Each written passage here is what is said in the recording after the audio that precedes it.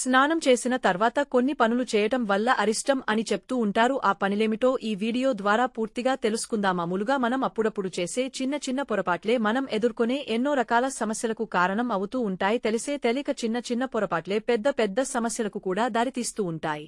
చాలామంది స్నానం చేసిన తర్వాత కొన్ని పనులు చేస్తూ ఉంటారు. వాటి వల్ల లేనిపోని సమస్యలను ఏరుకోరి మరి తెచ్చుకున్నట్లే అవుతుంది. అవి ఇంటికి దరిద్రం తీసుకువస్తాయి, ఇంటి ప్రశాంతతకు భంగం కలిగేస్తాయి. స్నానం చేసిన తర్వాత కొన్ని నియమాలను పాటించటం తప్పనిసరి అని వాస్తు శాస్త్రం చెప్తుంది. బాత్రూం అనేది ఇంట్లో ప్రతికూలతను సృష్టించే ప్రదేశం కాబట్టి బాత్రూం విషయంలో వాస్తు నియమాలు పాటించటం అవసరం. బాత్రూం నుండి వచ్చే కొన్ని ప్రతికూలతలను నివారించడానికి కొన్ని ముఖ్యమైన వాస్తు చిట్కాలను అనుసరించాల్సిన అవసరం ఉంది. స్నానం చేసిన తర్వాత ఎలాంటి పనులు చేయకూడదు ఇప్పుడు మనం తెలుసుకుందాం. స్నానం చేసిన తర్వాత బకెట్ ఖాళీగా ఉంచవద్దు. వాస్తు ప్రకారం బకెట్లో స్వచ్ఛమైన నీటితో నింపాలి. మీరు నేటితో నింపకూడదు అనుకుంటే బకెట్ను తలకిందులుగా బోళించాలి. దీనివల్ల వాస్తు దోషముండదు.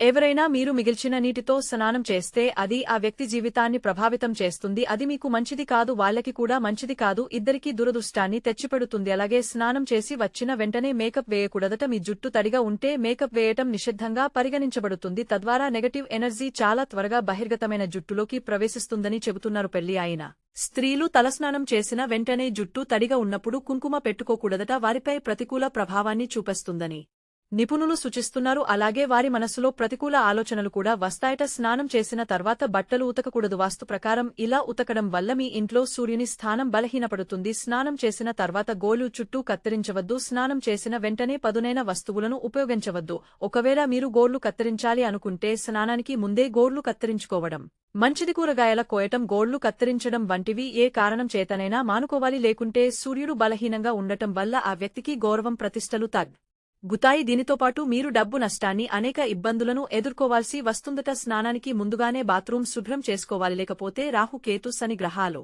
చికాకు పడతాయి. బాత్రూంలో షాంపూలు, వస్తువులు పిచ్చిపిచ్చిగా ఉంచితే ఈ 3 గ్రహాల దోషాలు వేగంగా పెరుగుతాయి. అలాగే స్నానం చేసి నేరుగా వెళ్లి స్టవ్ను, అగ్నిని తాకకూడదు. ముందుగా ఏదైనా తిని అప్పుడు వంటగదిలోకి వెళ్లాలి. విధంగా స్నానం చేసిన తర్వాత మనం చేసే చిన్న చిన్న పొరపాట్లే ఆర్థిక సమస్యలకు కూడా దారితీయవచ్చు అని సూచిస్తున్నారు పండితులు. ఈ వీడియో గనుక మీకు నచ్చినట్లయితే ప్లీజ్ లైక్ చేసి మీ ఫ్రెండ్స్ కి షేర్ చేయండి. అలాగే మా కొత్త వీడియోస్ మీకు వెంటనే చేరాలంటే మా ఛానల్ని సబ్స్క్రైబ్ చేసుకుని పక్కనే ఉన్నటువంటి బెల్ ఐకాన్ని ప్రెస్ చేయండి.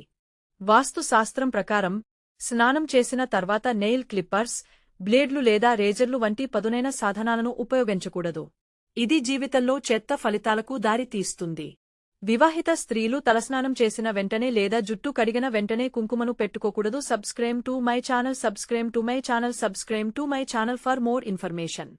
స్నానం చేసిన తర్వాత కొన్ని పనులు చేయటం వల్ల అరిష్టం అని చెప్తూ ఉంటారు. ఆ పనిలేమిటో ఈ వీడియో ద్వారా పూర్తిగా తెలుసుకుందాం.